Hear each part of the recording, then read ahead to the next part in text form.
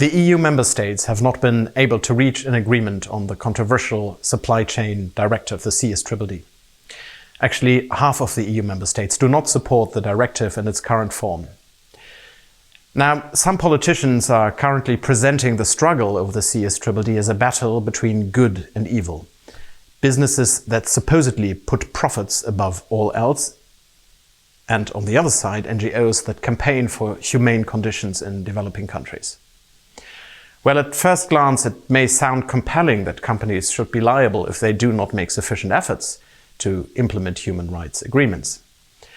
However, we are talking here about agreements that are actually aimed at governments so that they can lay down specific rules to help protect human rights.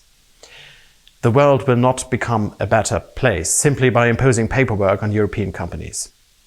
Unmanageable, complex reporting obligations, stricter liability conditions do not solve the problem. If anything, legal uncertainties would actually lead to the withdrawal of many European companies from poorer countries.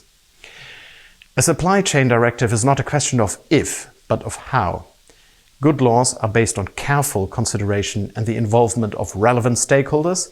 They must be implementable, they must be suitable for practical application. And this has not taken place sufficiently so far. Various voices from the German and the European business community have pointed this out time and again.